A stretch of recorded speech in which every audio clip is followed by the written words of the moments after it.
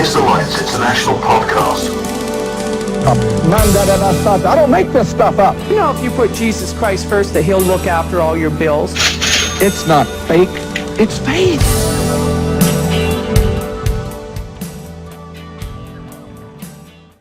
Hello, and welcome to the latest episode of the Atheist Alliance International Podcast. I'm your host, Jason Sylvester, and this week I'm very pleased to introduce Professor Emeritus Harold Drake from the University of California, Santa Barbara, whose specialty is in ancient Rome, and specifically he is an expert in Constantine. And for those viewers who know, Constantine was pivotal to the evolution of Western history because he was the first Roman emperor to convert to Christianity and all of the subsequent impacts that has had on society. So it's great to have Professor Harold Drake here to talk to us about Constantine and the impact he had. So thank you, Professor, for joining us. It's great to have you on the show. Thank you. It's my pleasure to be here. Yeah. So maybe just give us a quick summary of your expertise and what you do, or what you used to do before you retired. I've been a professor for so long, Jason, that I can't even say good morning in fewer than 50 minutes. So cut me off if I'm telling you more than you want to know. But I actually started as an undergraduate. I started a career in journalism, and it was as an undergraduate that I became enamored with ancient history, and then went on, actually did an MA degree in modern British history while I was learning the ancient languages, and then did my PhD in ancient history. And I sort of became interested in Constantine in a backwards sort of way. For my dissertation, I had been assigned a speech by Bishop Eusebius of Caesarea, who is our major written source for the life of Constantine, contemporary of Constantine's. And this was a speech he gave to Constantine, and I'd originally been assigned that as a seminar paper. And what intrigued me about it was that he gave this speech virtually at the end of Constantine's career, and there are a lot of complications in Constantine's career we can talk about, but people doubting he was a Christian actually earlier. But everybody agrees at this stage of his career he was a Christian emperor, and yet Eusebius never mentions the name Christ and never talks directly about Christ. Instead, he uses a very polished classical language. And that got me intrigued. And that's basically, I've been with that topic for the rest of my career. Because the prevailing wisdom at that time was that and I just need to qualify, we use the word pagan because it's familiar and everybody uses it, but we have to, these days we want to put quotation marks around it because it's got a pejorative context, and the only reason we still use it is because we haven't been able to come up with a better term. But pagan orators, when they spoke to Constantine, we have some of those orations,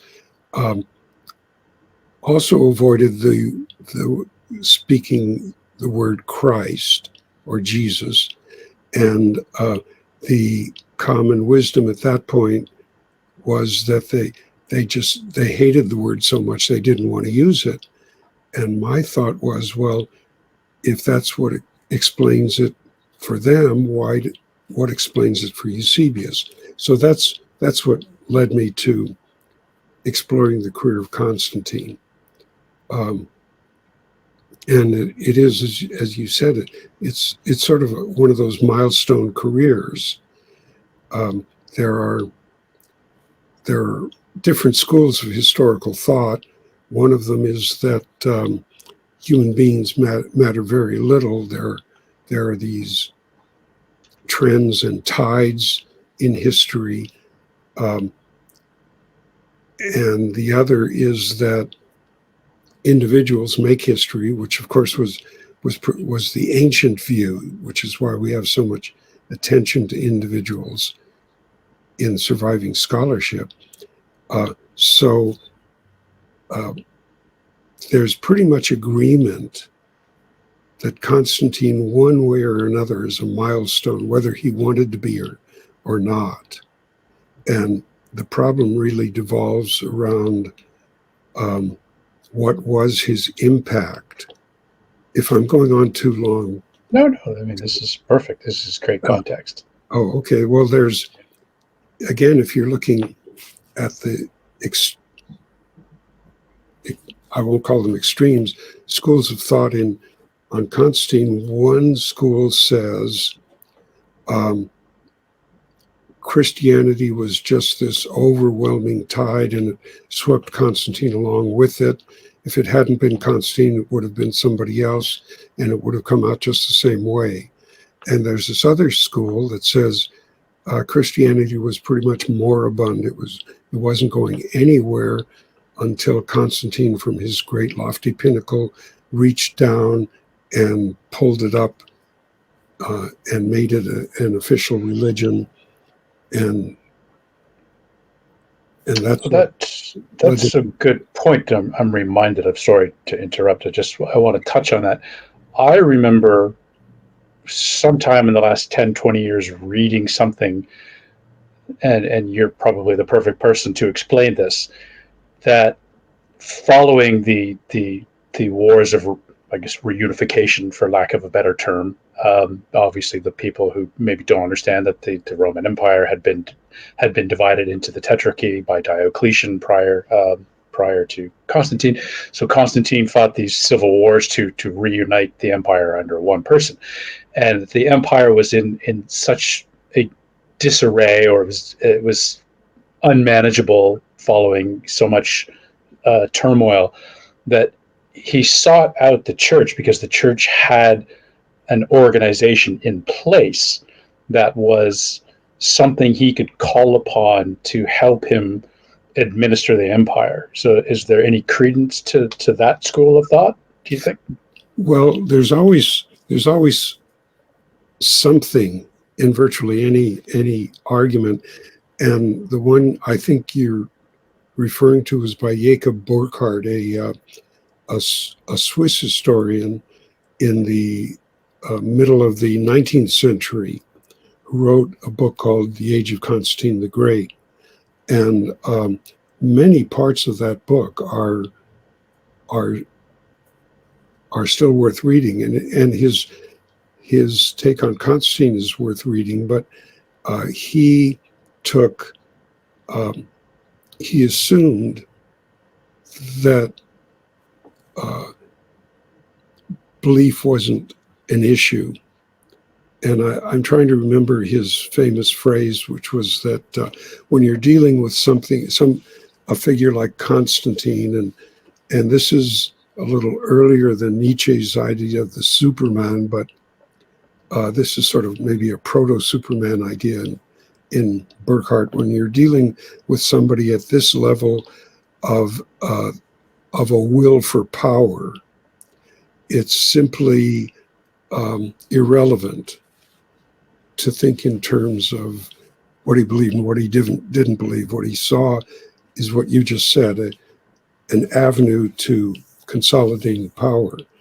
And from my point of view, I'm more interested in this question of how historians have dealt with this topic at this stage of my life than I am with what actually happened, because who knows what actually happened.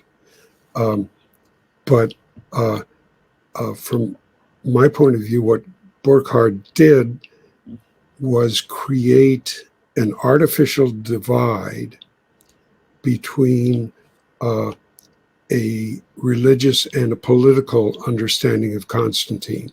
And his view was so extreme that for the next century, and in some fields even now, to suggest that Constantine had any political motives just made you anathema. you lost all credibility by doing that. And when I wrote my book on Constantine, it's surprising to think it was almost a quarter century ago now, the point I wanted to make was that this was a complete misunderstanding, including by Burckhardt, of the question of what politics is.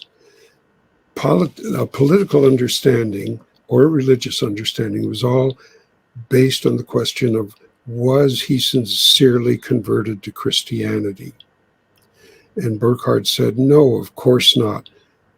Somebody driven with this will to power, that's just not so.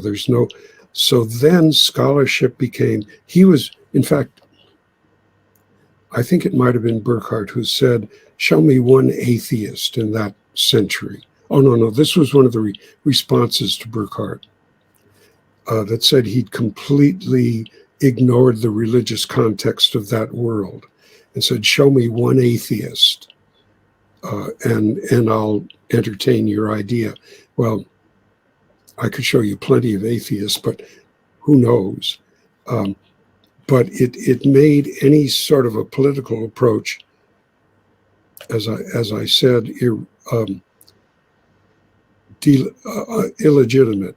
And so the argument was to prove the sincerity of his belief.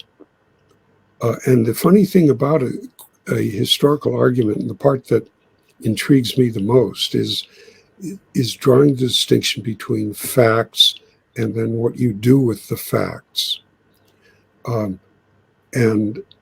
There, for virtually any question, there are facts that don't fit in with what you've decided. So people who say, oh, of course Constantine was sincere because look, he did all these nice things for Christians. Somebody would say, well, look, he still gave support and money to pagans. A real Christian wouldn't do that. And that argument went on might still be going on in some quarters, but I think it's pretty much resolved now. But that argument was all based on the idea that there was such a enormous chasm between Christianity and what we call paganism, that by the time of Constantine, it was a clearly defined life and death struggle, and only one side was going to win. And so if Constantine was on the Christian side and he was sincere, he could not have done anything that would have supported paganism. And on the other side, if you want to say, well, look at, he did all these things for pagans, then you have to deal with, why did he do these things for Christians? And Burckhardt's answer was, they were useful to him. It was pragmatic. Yeah. So I guess the point I wanted to make was there was very little dispute about the facts. All of the dispute has been what you make of the facts. And for any historical argument on any topic, one of the key ways to evaluate it is to see how that author has dealt with the facts that don't fit the thesis of the book. And there are some who deal with it in the easiest way by just ignoring them. And that usually means you can just ignore this author. With others, you have to look at how credibly have they resolved these issues. So the question of intolerance, which I think you raised, is one that also underlay that question. And part of the whole argument was Christians are intolerant. And that's axiomatic. We can take that as a given because Christians deny the existence of other gods. And for goodness sake, just look at what Christians did once they had power. and what they did for the next 1,500 years. That seems to be a prima facie argument that Christians are intolerant, based on another assumption that monotheists will be intolerant, whereas all of the pagans were polytheists. And as far as they were concerned, the more gods, the better. So they were the flower children of the ancient world, and Christians came along and stomped them out. I'm making fun of that position. It can still be argued, but the position I tried to make in my book, and why its subtitle was "The Politics of Intolerance," is that intolerance isn't inherent in any form of belief. It's the product of political circumstances and sociological circumstances. And if you look at any of the social sciences, they've taken that as a given for decades, that the more insecure a given community is, the more intolerant it will be of whatever it feels insecure about. So that's how I tried to redirect the argument. I don't know if I've blown enough smoke around this to make you forget what you asked. You do drive home that point, and we'll come back to it a bit later when we touch on it. So, okay, so most Christians are probably aware of the legend of the conversion and they're what they're thinking of is the version transmitted by Eusebius of Caesarea about the vision of the cross in the sky.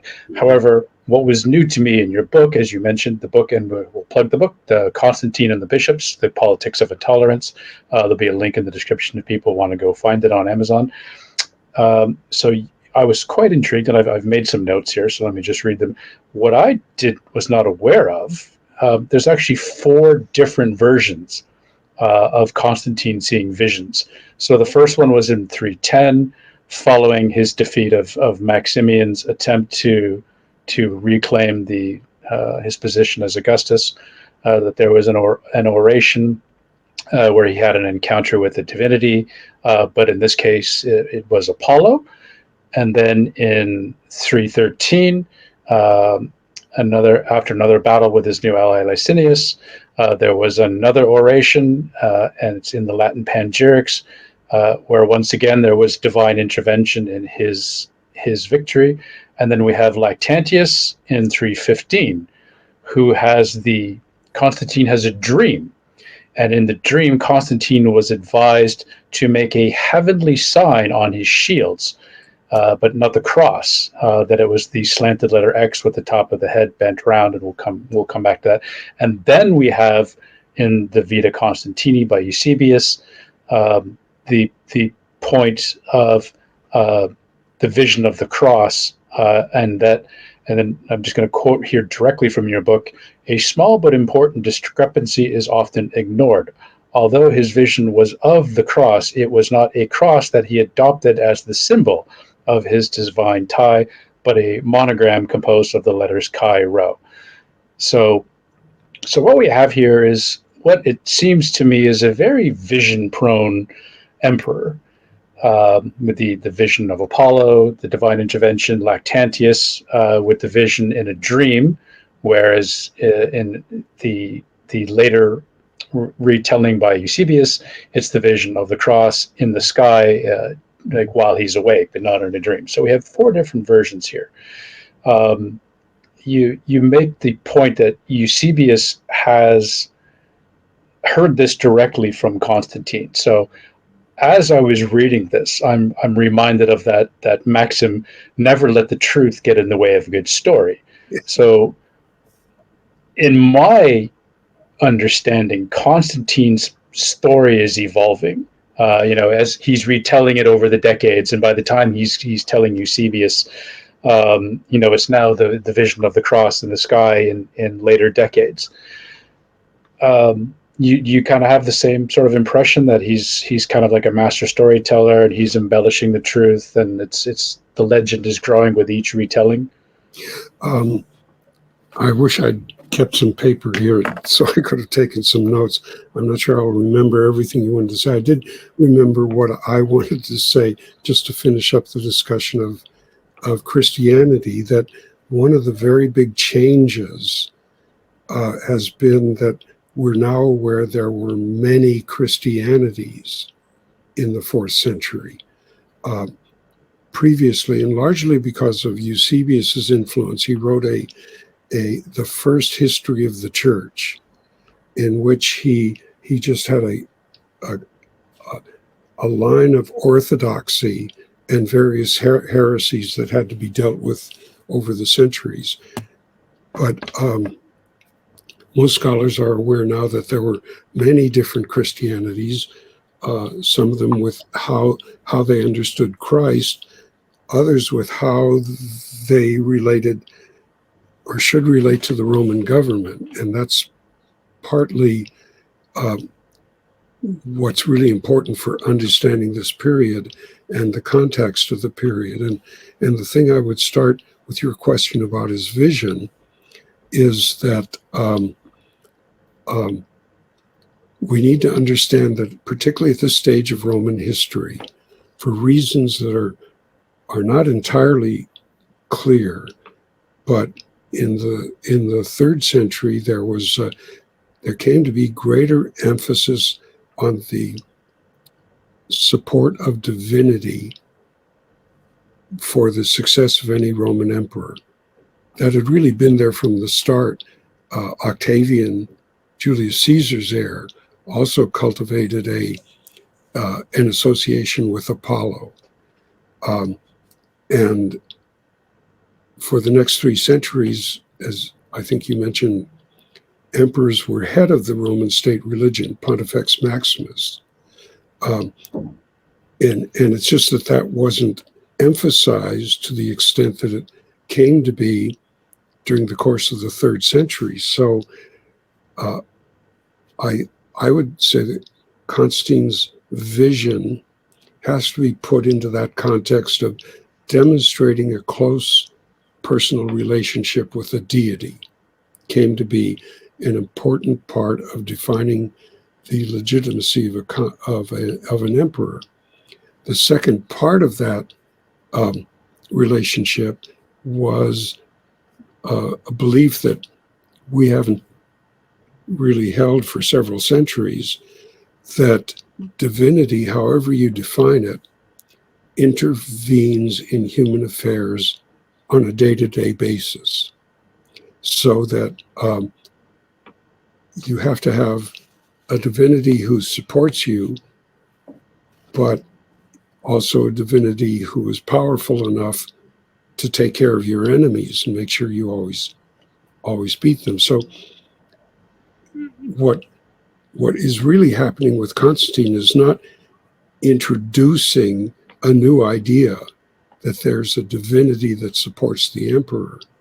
It's gradually introducing the idea that that divinity is the Christian God. And what's important about the orations you mentioned, and what makes them so useful to historians, is that there's about a dozen of them, seem to have been put together late in the 4th century as a teaching manual for students studying rhetoric, which was the prime study in antiquity. It didn't just mean speech making, it meant law, philosophy, and everything else. But so presumably these were put together because they were examples of successful orations, not because they wanted to say anything to historians 2,000 years in the future. And 5 of them deal in whole or part with Constantine. And that's what makes them interesting. They weren't written for historians. They were written to praise the emperor that they were talking about. And so you mentioned the one in 310, which has the famous pagan vision, and it has to do with Constantine at that point was one of the junior emperors in this 4-emperor scheme. And his father-in-law was the senior emperor in the West who had retired. But he decided he didn't like retirement. And while Constantine was marching off to a war in Germany, his father-in-law, Maximian, tried to lead a revolt against Constantine back in I forget which town they were in Provence. Constantine got word of it, turned around to deal with what looked like was going to be a civil war. And in the course of that, he received word that the revolt had been put down. And so at that point, the order said, you turned aside to the most beautiful temple in the world. And there have been various attempts to locate this, but it was somewhere in what's now Provence. And there you saw a vision of your god, Apollo, offering laurel wreaths, promising you 30 years of rule and even a lifetime of rule. So that's the pagan vision. And it was just taken as this is the sort of thing orators say when they're giving a speech. But then in 312, Constantine invades Italy, supposedly because Christians were being harmed and he wanted to protect them. And it was prior to this battle that a great Christian rhetorician named Lactantius, who you mentioned, describes the dream that he had. What's important about that is Lactantius was at Constantine's court. He was teaching Constantine's oldest son, homeschooling, I guess we would call it now. And so he had insider knowledge. And he wrote this book. So this war was in 312, this book no later than 315. So within about 3 years of the event, that he called on the deaths of the persecutors. And the first many chapters of the book is how the point he wants to make, Christians for 3 centuries were being persecuted, and they had to deal with the question, well, if your God's so hot, how come he's not protecting you? Well, suddenly they've got Constantine who is protecting them and winning battles. And it's irresistible to turn around and turn the tables and use the same argument. Well, look at what happened. Nero persecuted, look what happened to him. And he goes after all these people who even thought about persecuting Christians and what a miserable life they had. And then he comes to Diocletian, who's Constantine's immediate predecessor and the guy who pulls the empire together at the end of the 3rd century and creates this system that you mentioned, the Tetrarchy. And what makes all of this so dramatic is that right before Diocletian decides to retire, he decides once and for all, Christians have got to be dealt with. And so he has a series of proclamations ordering Christians to renounce their religion, give up their sacred books, and convert. And that's the situation in 312. It's called the Great Persecution, because in one way or another, it goes on for about 10 years. When Constantine wins the victory over Rome in the Milvian Bridge. So if you want to talk about a dramatic story, here's Christians being persecuted, driven, tortured, everything that could happen to them, and suddenly a God-protected champion who wins this battle. And it's in the context of this story or storyline that Lactantius tells the story of Constantine having a dream. And again, to put that into context, in the ancient world, dreams were believed to be the place where divinity made contact with us. So putting it into a dream narrative made perfect sense. I'm not saying it happened, I'm not saying it didn't happen, but that was a very familiar form of narrative to say that Constantine made contact with this divinity. He didn't know who he was, but he was told if he marked this sign, the Chi Rho, which are the first two letters of the name Christos in the Greek alphabet. If he marked these on the shields of his soldiers, he'd be successful in that battle. So he did that. He was successful, and that's why he became a Christian. And then Eusebius is writing at the end of Constantine's career. So this is like 312, Lactantius writing in 315. Eusebius gives his speeches to Constantine in 335. And Constantine dies in 337. Yeah. And Eusebius writes his life of Constantine that I think he'd probably already been working on, but maybe not, right after Constantine dies and before Eusebius himself dies in 339. So there's this 2-year window for that book. And in this he says, when I got to know Constantine, he showed me this, I don't know what we'd want to call it today to be fair, but the totem, emblem, semi-mystical symbol that Constantine created in the aftermath of 312 that got the name Labarum. And it was carried by his troops in battle, and whenever it showed up, the enemy just fell down dead. I'm exaggerating, but the Labarum was, and Constantine showed it to him, and Eusebius describes it. And what he's describing is basically the traditional standard that Roman soldiers carried into battle called the vexillum. And if you're a Christian, maybe the first thing you'll notice is that it's cross-shaped. At the top of this standard would be usually the insignia for that particular legion. And then there would be banners hanging from it with images of the emperor, and in this case, the emperor and his children.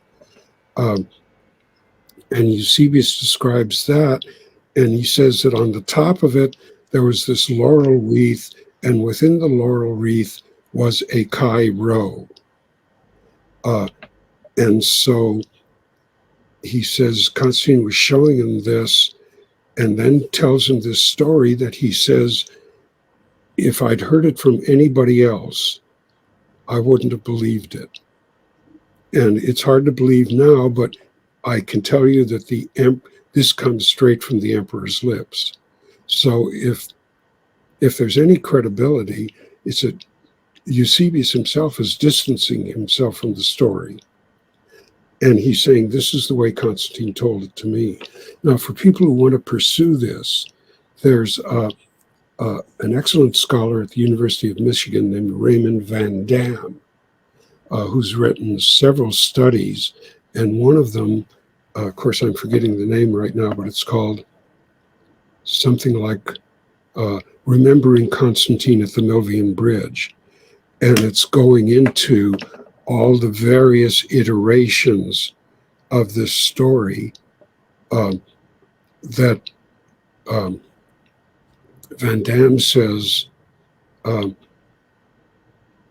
Constantine is responsible for, but in response to what he's hearing from Christians and others as his career developed. So that's one way to pursue that. But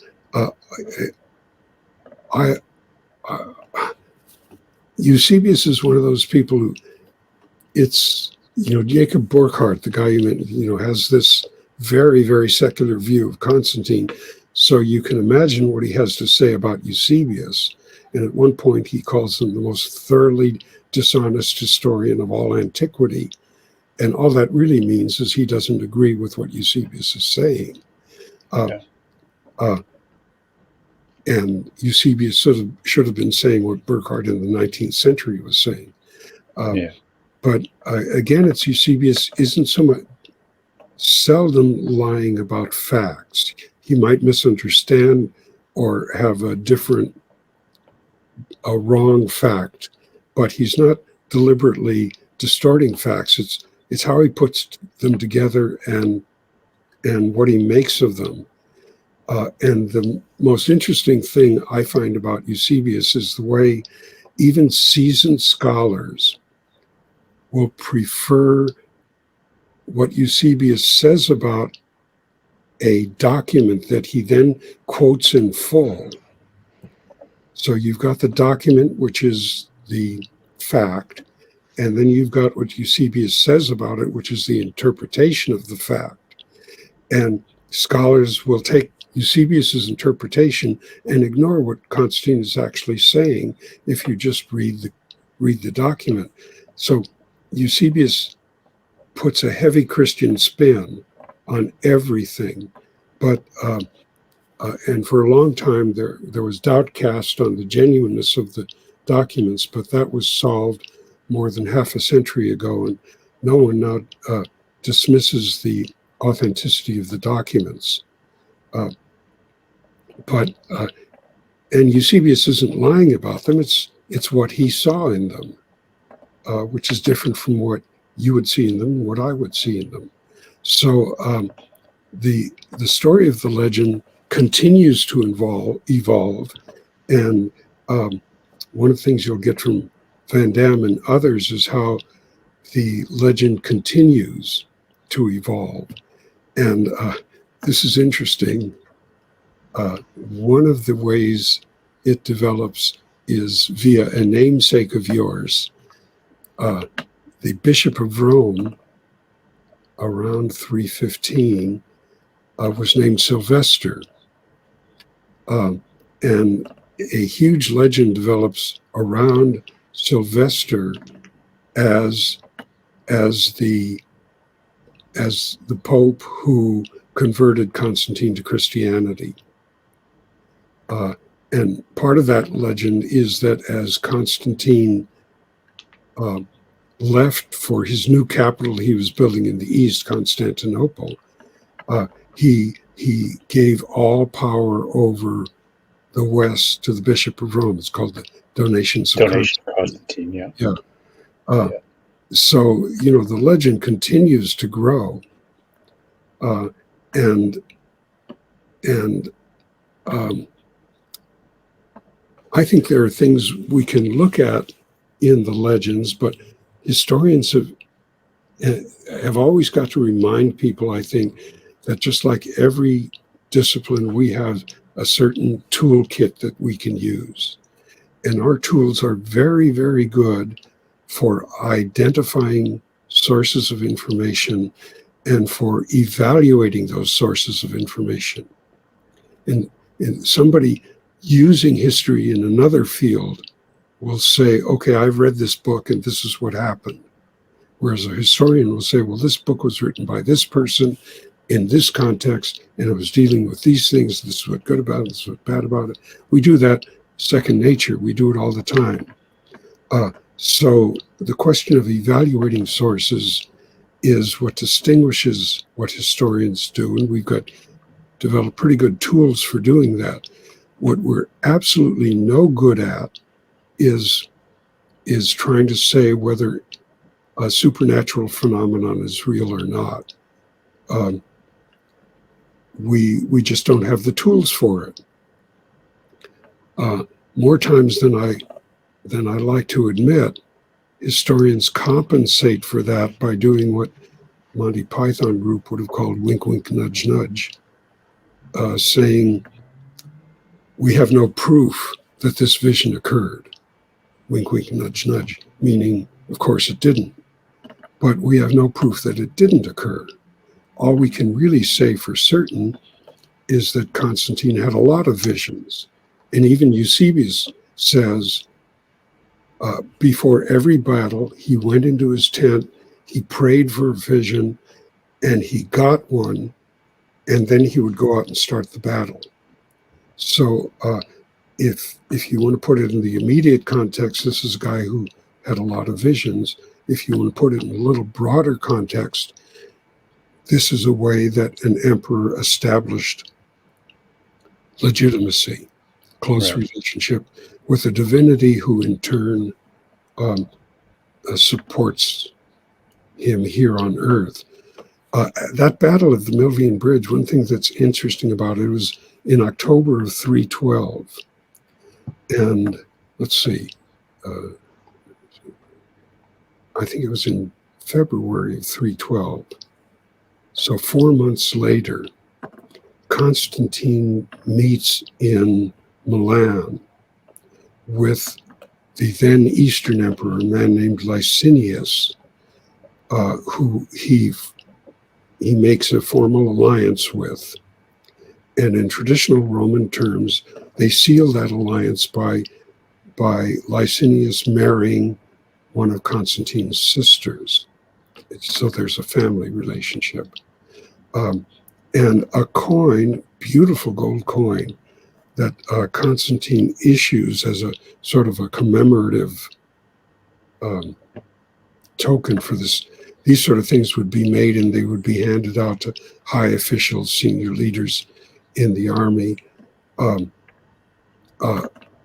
So it comes from Constantine's mint, and it's all but certain that it wouldn't have been issued without Constantine's approval.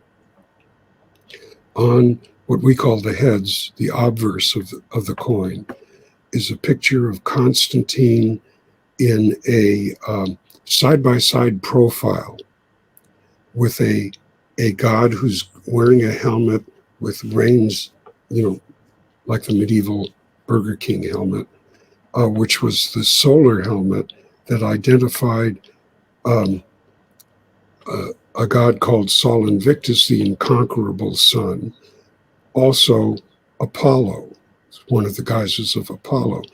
And they're like identical twins.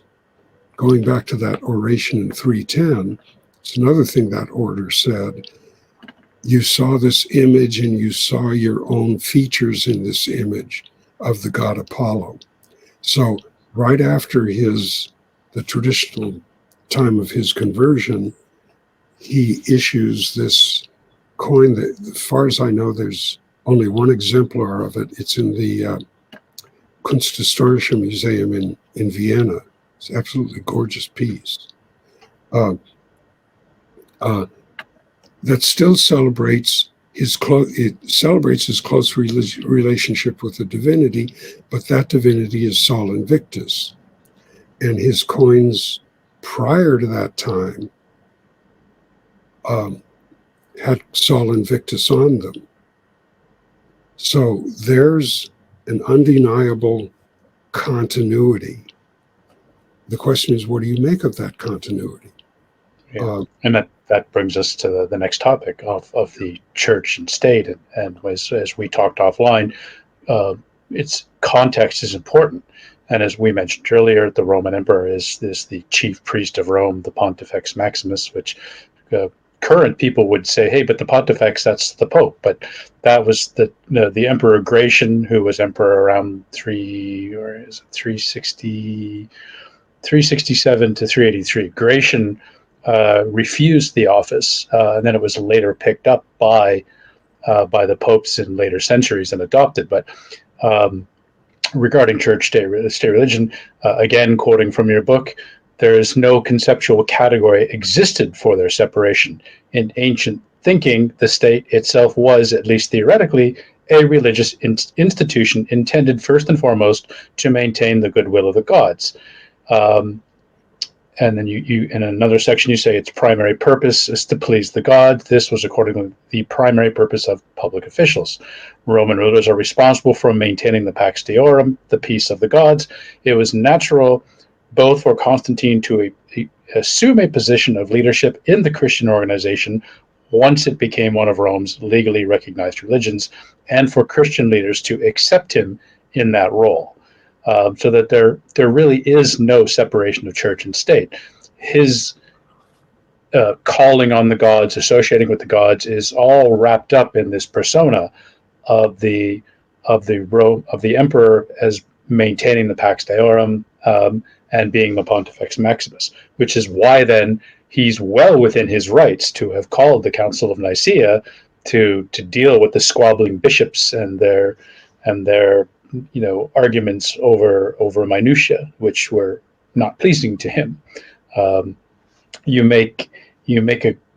have a couple of good quotes from letters that he had. The bishops do nothing but that which encourage discord and hatred, and to speak frankly, which leads to the destruction of the human race. And in another letter, those whom he saw inclined to sound judgment and exhibiting a calm and conciliatory temper received his high approbation, for he evidently delighted in a general harmony of sentiment, while he regarded the unyielding with aversion. And that Constantine is very much he's very much a pragmatist. He doesn't care for the squabbling between the bishops. He doesn't care about this, just everybody shut up and get along, and this is irrelevant. That he's very much, he just wants consensus, and that was his overarching reason for calling the council. Correct? Yeah, and actually, if I were writing, first I should say that quote, those who incline to compromise, that was Eusebius of Caesarea saying that, not me. Oh, no, I was reading it from your book. Yeah. So But in fact, I think that's a very important phrase and statement. I'm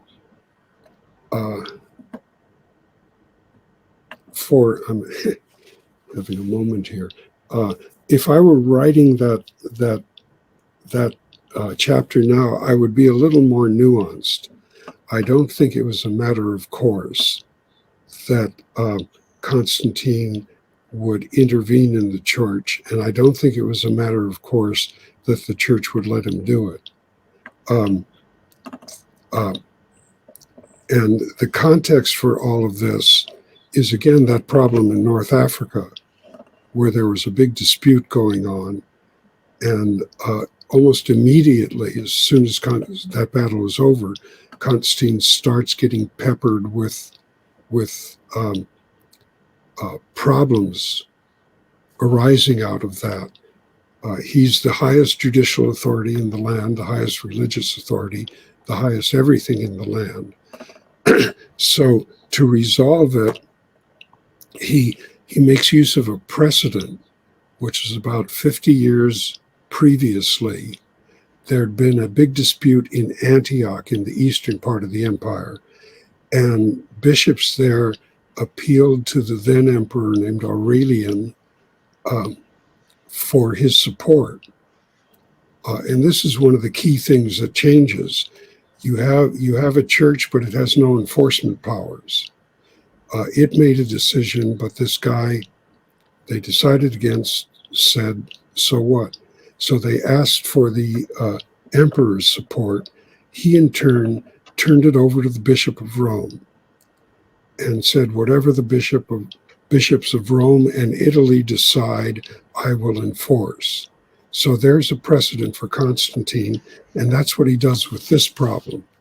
And the big surprise is that the Bishop of Rome deals with it in a very high-handed manner, I presume, also dealing with precedent, assuming that Constantine just doesn't care or won't want to get involved. But when these dissidents appeal to Constantine, it is, in my opinion, what he wanted was an amicable resolution. He wasn't looking for a judicial decision. He wanted arbitration, truth and reconciliation, whatever you want to call it. And he was very upset when he didn't get it. And this is when he does something that is almost never identified for the revolutionary act that it was.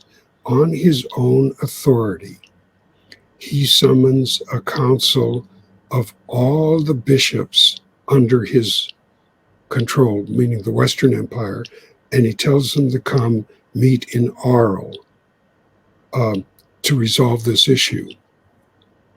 Absolutely unprecedented.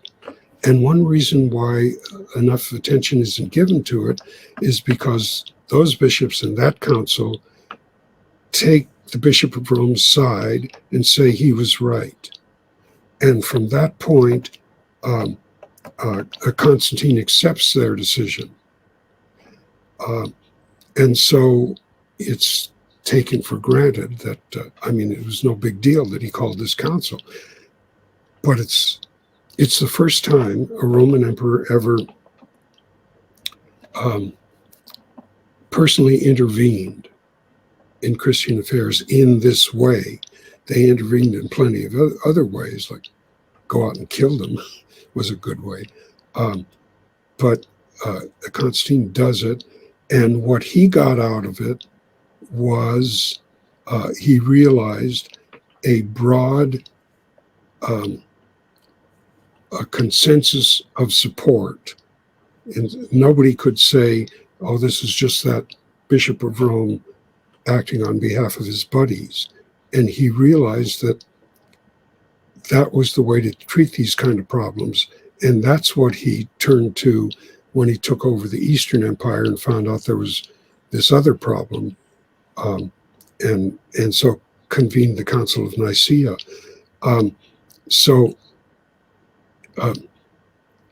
His decision to intervene in church affairs, I no longer think we can take for granted. I think the Pope in Rome, Miltiades, didn't. And what it seems is that Constantine, as Pontifex Maximus, automatically assumed he was in control of divine affairs as well as secular affairs in the empire. And the only hitch was he now included the Christian God among those and took it for granted that that meant he had to, what's the right word, interact with, he had to answer to the Christian God for how Christians were doing. And that meant he had personally to take responsibility. Another emperor, even another Christian, might not have come to that opinion. You mentioned the Emperor Valens. His brother Valentinian, who was the emperor in the West at that time, didn't. He said, I don't want to be involved in this. You work it out. But Constantine took it as a personal responsibility. So that's one way in which he made a difference. And then the other way is, as I said, there were a number of different Christianities. Christians who thought it was a good idea for Rome and Christianity to be partners, and even said this was intended from the start, and using the rough correlation between the birth of Christ and the Emperor Augustus, start of the empire, to say this is what God intended, to create the church and the empire. And ever since the birth of Christ, the empire has done great. That's because they're always meant to be together. And the other thing I think we need to remember is that consensus wasn't unusual to Constantine. That was the preferred method of decision-making in antiquity. If we if we could get rid of daily newspapers and 24-hour news channels, it would probably still be our preferred way of decision making now. But to demonstrate the peace of the gods, and that you as emperor were taking care of it, you had to show the consensus of everyone, that everyone in the empire was behind what you were doing. And that shows up frequently on coins, ironically, usually during civil wars, but consensus omnium, everybody agrees.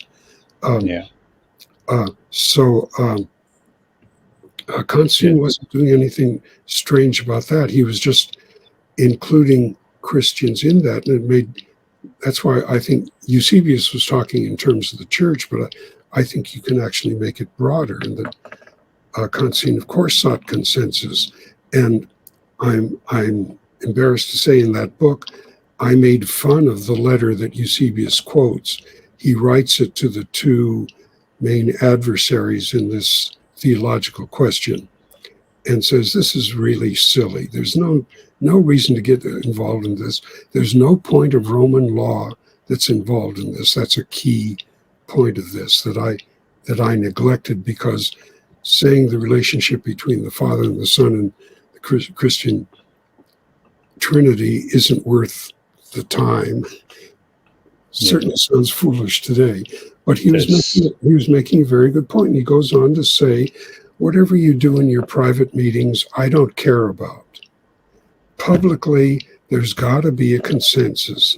And the consensus has got to be that God, divinity, chose me to be emperor, and everybody admits that I'm the legitimate emperor, and that I'm speaking for God. That's what's important to him, that and his dynasty. So that's where things start going off the rails, is because there are other kinds of Christians who say the emperor has got no right telling us what to believe. He can maybe tell us other things, like what day of the week we can celebrate a certain holiday on, or how we can do this or that, external matters, but the emperor can't get involved in theology. And that's another trait of Constantine's. He got involved in theology, all part of this belief in consensus and belief that divinity has got to be shown, that we're doing our job if we're going to be successful here on earth. Yeah. So church and state is just that's why it's an impediment. And that's why I say that that it's, I forget what word you use now, but it's irrelevant to the ancient world, because the ancient state, any ancient state where we say, based on certain inalienable rights, and maybe a social compact that we all have developed, surrendered certain rights we have in order to receive certain protections. It's a transaction. The ancient state, every ancient state, was built on the premise that its prime job was to maintain the goodwill of divinity, whether that's one God or dozens of gods. And that's why Christians were persecuted for 3 centuries, because something bad happens. Well, why did it happen? Well, the gods are mad at us. Why are the gods mad at us? Look at these Christians. They're insulting our gods. Or they're not sacrificing to the gods to protect the city because they refuse. Yeah, and sacrifice at that point simply meant burning a few grains of incense on an altar. It didn't mean you had to kill a cow.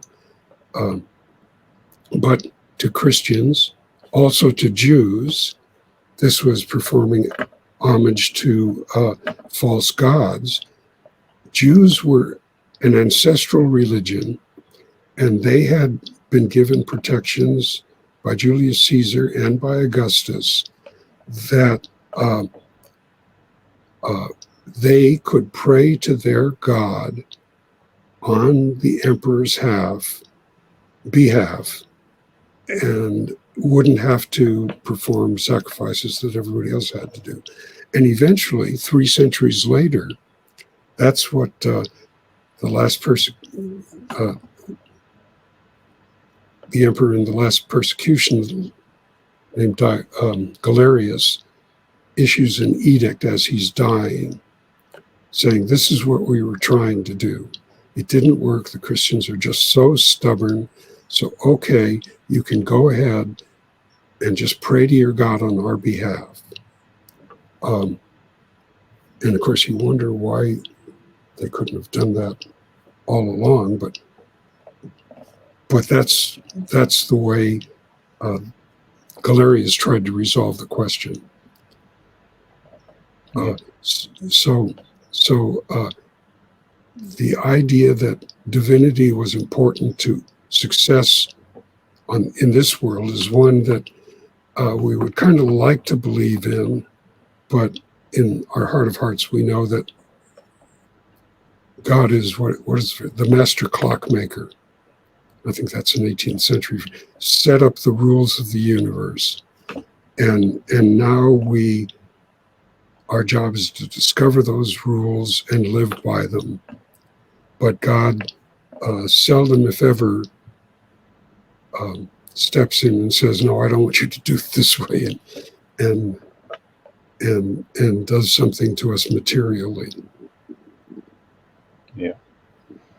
Okay. And then so just quickly, we've been talking for an hour already, so just quickly move to the last topic of your subtitle, The Politics of Intolerance. And you mentioned before, you actually say, again, quoting Athanasius, directed his most inflammatory rhetoric not at pagans, but at other Christians he believed to be heretics. Here lies the first and foremost important key to the coercive turn Christianity took during the course of the 4th century. Christians first used both a rhetoric conducive to coercion and the tools of coercion itself, not against pagans, but against other Christians. Heresy, not paganism, was the first object of Christian intolerance. And then later on you talk about Bishop Ambrose in Milan, that the bishops would assume the traditional status of the civic elites, and the emperor would protect their interests. This was an offer no emperor could pass up without careful consideration, for if bishops really could do the job of controlling urban violence, then it stood to reason they could unleash those same mobs as well. And we have examples from history: the brutal murder of Hypatia, the destruction of the Serapeum, the library. So yeah, this is why, to me, Constantine is so fascinating. Why I really wanted to have you on the show, because Constantine really is a turning point in history that fundamentally altered the course of Western history and brought this intolerance into society, into the socio-political sphere for a millennium at least. So it's really key, and that's why I think, to me, it's interesting. I'm hoping the viewers who are watching this, who like history, that this kind of contextual background and understanding, the church-state relation, the invocation of a deity, the association of a deity with the emperors, and just how critical all of this is in the context of the period in which Constantine lived. So I think it's quite important, if people who want to understand the course that Western history took, or to use the term, intellectual atheism, to understand how society, developed the way and evolved the way that it did, and the course of secularism that has since evolved into, from a very intolerant state ruled by Rome, and leading to the Protestant Reformation and the Enlightenment and today's secular world. So there's lots of interconnected points along the way that you need to understand what was going on, and that's why context is so important. Yeah, and I think those points I think I make in a section of the book that I call unintended consequences. Yeah. And my basic premise is that, to loosely use the term, ideologies aren't intelligent. People are intolerant. And there are always people, any day, any moment in history you mention, who can't wait to get their hands on the necks of people they don't like. And so to me, the real question is what sort of political and sociological circumstances allow those voices on some occasions to prevail when on other occasions they don't. And I don't have the full answer. It's a very fruitful topic for research for others, and maybe just for people like you to think about what allows someone who 50 years ago would have been dismissed across the board as a nutcase to instead be the controlling voice of her or his given world. And that's why circumstances are always so important. And I think, Constantine makes it very, very clear, and especially in that letter that unfortunately I made fun of in the book, that whatever you do in your private world doesn't concern me. But the thing, if he was going to have credibility among Christians, then he was going to have to respond to their demands to deal with people who, in their view, were jeopardizing people's souls by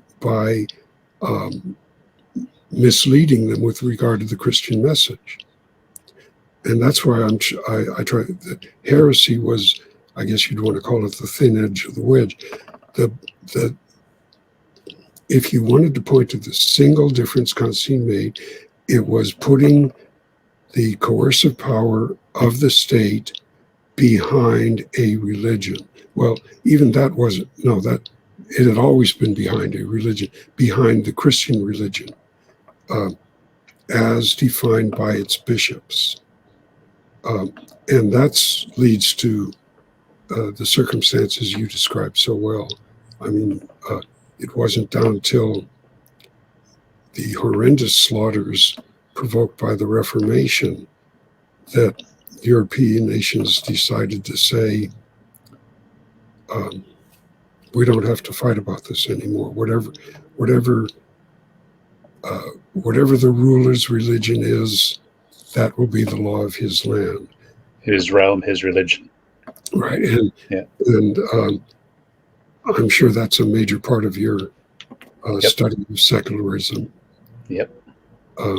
But you still got, even in a world that I think we would all agree is probably the most secular it's been, at least in a couple thousand years, there are people who are preaching and who want to fight religious war. And it's a mistake to say that that's all on one religion, and it's a mistake even to say that it's all monotheistic religions, because there are polytheistic religions that are showing they can be just as intolerant. And so the real question is understanding intolerance and how to deal with it. And I don't have an answer to that, I'm sorry to say. Yeah, we had previously, with the coup in Myanmar, we had our AAI affiliate, the Burmese Atheists, talking about how the ultra-conservative Buddhist monks are supporting the military junta, and advocating for killing Muslims. So yeah, it's crazy. Yeah, I try so hard to avoid direct modern parallels. When I was writing this book, I forget even what the part was now, but I was talking to a grad student, and I said, the abortion issue, this is a quarter century ago, but the abortion issue is a perfect analog to the way whatever the point was I wanted to make about intolerance is happening now. And she gave me some of the smartest advice I've ever gotten. She said, as soon as you start talking about abortion, people are going to forget completely everything else in your book, and they're going to start arguing about abortion. And fortunately, for once in my life, I took somebody's advice and I just didn't go there. But you can always find modern parallels, and modern parallels are frequently a way to help people understand an issue that otherwise seems very foreign. And so what? But if you say, well, here's the same thing going on in our own life as simply a way to understand how it could affect these other people. Now let's look at these other people. It's helpful. Modern analogies are helpful, but they can be very distracting.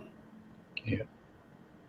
Okay. Well, chatting for an hour and 11 minutes, so we should wrap it up. So I would really like to express my appreciation for you taking the time and coming on. You're someone I've wanted to talk to for a long time, so I'm glad you could come on and share your thoughts with us on Constantine and what's the situation in ancient Rome of the day and how that led to the history that we got. So really appreciate your scholarship and your time, and thank you for coming on. It was a pleasure. You're a perfect interrogator, Jason. You let me talk forever, which doesn't happen very often. Well, that's my goal normally when I have people on, and people always like, well, what's the theme of the show? I'm like, the theme of the show is you come on and you talk about you, like whether it's a refugee or like an asylum seeker, or I tend to like bringing on scholars. We had previously John Collins from Yale, an Old Testament scholar coming on. So I just like to let the experts come on and talk about what it is they know. And I happen to be a history researcher myself.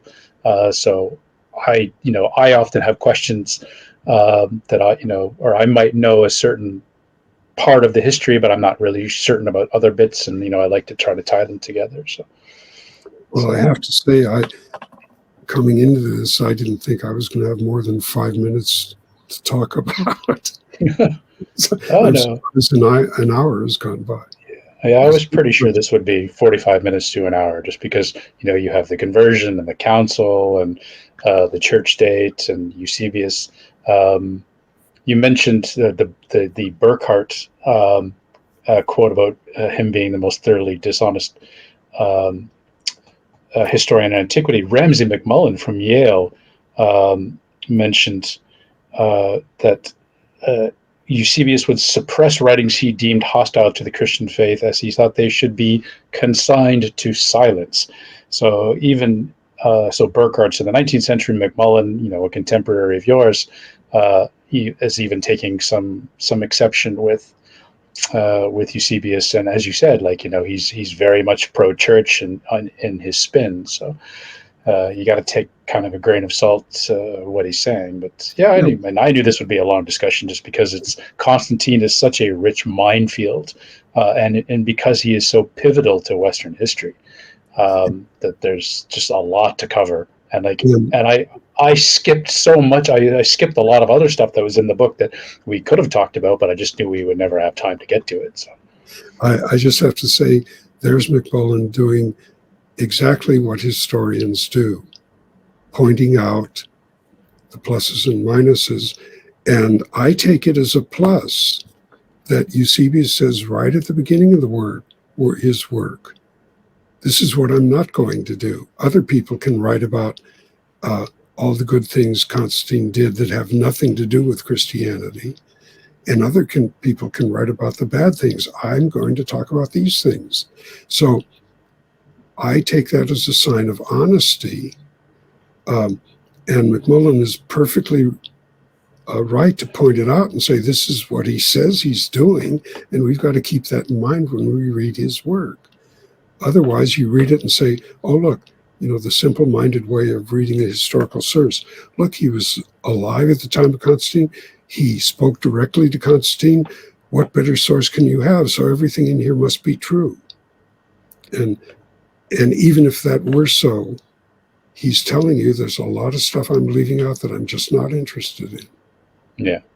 So that was like you said earlier, I heard the vision story direct from Constantine's own lips. It's not like he's taking liberties with creative liberties with how he's retelling it. He's telling the way Constantine told him. So yeah, and the interesting thing is he says, if anybody else had told me, I wouldn't have believed it.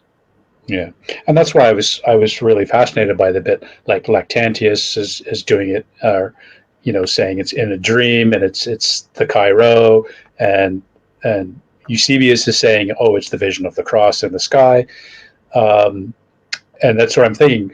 Is this Constantine, like over the decades, he's retelling and he just keeps embellishing. Let me just quickly check my notes here. I did have it in here somewhere. You mentioned about in the cross. Hang on. You say Eusebius is a man whose theology was shaped in the 3rd century. Eusebius was still inclined to think of the cross as a subject to be avoided rather than an object of veneration. So I found that quite intriguing. That the cross at that time is still kind of, this is like they brutally murdered Jesus on this thing. This is not really a Christian symbol. At that time, it's becoming a Christian symbol, but it's not yet as commonplace and prevalent as it became at that time in history. Yeah, again, the cross has always been important, and even in the Gospels, you have Jesus saying, "Take up your cross and follow me." It was just the cult of the cross, which develops in the 4th century, and Constantine is credited with abolishing crucifixion. There's some argument about that, but by the end of the century, it's pretty clear Christians no longer even understood how crucifixion worked, so that in their accounts, this was a special moment that was created just to kill a god. And the cross itself, instead of being common pine, was made of the 4 most precious woods, I think cedar, ebony, I forget what the other 2 were. And they didn't understand what the little thing, I think it's called a stabulum, where the crucified person could put his feet. They didn't understand the function of that. So then the legend of how the more it's disassociated from what it was in the ancient mind, which was a form of execution only used for lowlifes. And so it wasn't that they ignored it or denied it, but if you're trying to make cocktail party conversation, there are plenty of other things to talk about. Yeah. Okay. All right. Well, let's wrap it up. We've gone on long enough, and hopefully the attention span of our viewers, we haven't killed that off. But for those who are historically inclined and more like the intellectual pursuits, I hope this was a very useful talk for you, and I hope you enjoyed it. So once again, just like to extend my thanks to you, Professor Drake, for coming on. Thank you for having me. Great. All right, so just before we wrap up, just like to remind everybody to please hit that like and subscribe button, and we'll see everybody on the next show. Take care, everybody. Bye-bye.